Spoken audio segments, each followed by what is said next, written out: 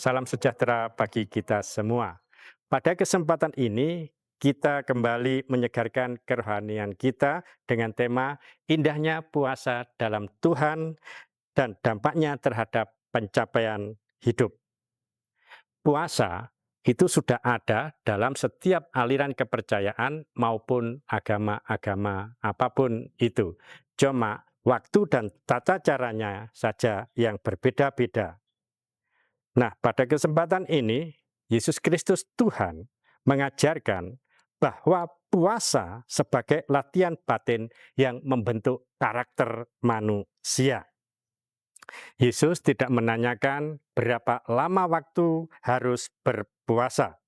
Disinilah letak keindahan puasa, bukan pada apa yang tampak di luar, melainkan pada proses pembentukan di dalam diri. Nah, ada 3 hal tentang puasa yang diajarkan Yesus yang dicatat di dalam Injil Matius 6 ayat 16 sampai 18. Yang pertama, puasa dan integritas batin. Dalam ayat 16 itu disebutkan, apabila kamu berpuasa, janganlah muram mukamu seperti orang munafik. Mereka mengubah air mukanya supaya orang melihat bahwa mereka sedang berpuasa. Orang munafik. Kata munafik ini di dalam bahasa yang lain dikatakan hipokrites, berarti orang yang bertopeng. Orang yang bertopeng itu berarti orang yang tidak jujur di dalam kehidupannya, bermuka dua. Nah, ini puasa melatih seseorang untuk hidup jujur, ya. Hidup jujur melakukan yang benar walaupun tanpa pengakuan. Saya pada waktu masih kecil itu ya, kalau sudah masuki bulan puasa gitu, orang-orang itu selalu berkata, "Puasa-puasa jangan berbohong loh ya. Puasa-puasa jangan mengibul ya." Itu artinya bahwa puasa sebagai sarana untuk mendidik kita menumbuhkan karakter yang jujur. Nah, orang jujur itu mendapatkan pencapaian di dalam kehidupannya dengan lebih baik. Kalau kita jujur, pasti dipercaya orang.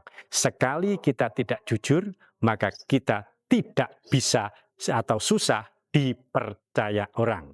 Kalau sudah tidak dipercaya, berarti kita susah untuk mencapai hal-hal yang lebih berkualitas, hal-hal yang lebih tinggi. Itulah hal yang pertama tentang puasa dan integritas. Yang kedua adalah di sini disebutkan puasa dan disiplin diri.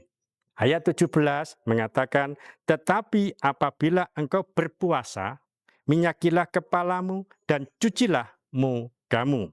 Di sini berarti puasa melatih disiplin dan pengendalian diri. Nah, disiplin inilah yang membentuk ketekunan dan ketahanan.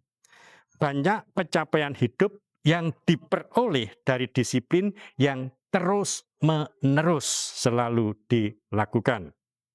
Puasa menjadi indah karena ia melatih manusia mengendalikan diri sebelum mengendalikan keadaan.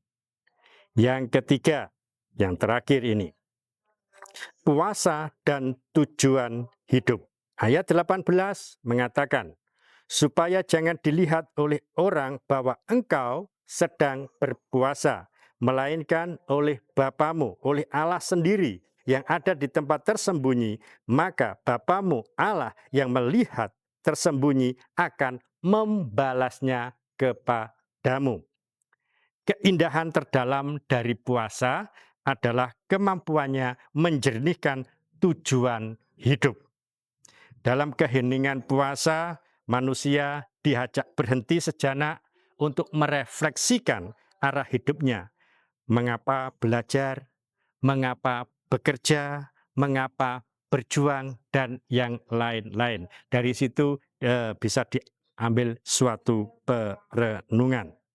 Tuhan memperhatikan motivasi hati. Ketika motivasi dimurnikan, arah hidup menjadi jelas. Dengan pencapaian hidup tidak hanya bersifat lahiriah, tetapi bermakna dan bertanggung jawab. Nah, sekarang sebagai catatan yang perlu kita perhatikan di sini adalah puasa yang indah bukan hanya tentang menahan lapar, tetapi tentang dibentuk dari dalam. Puasa membangun integritas, disiplin, dan kejelasan tujuan hidup.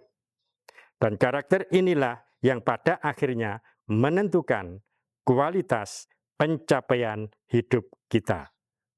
Kiranya puasa kita jalani bukan sekedar sebagai kewajiban, tetapi sebagai kesempatan untuk bertumbuh menjadi pribadi yang lebih matang dan bermakna di hadapan Tuhan dan sesama. Amin. Salam, Tuhan memberkati.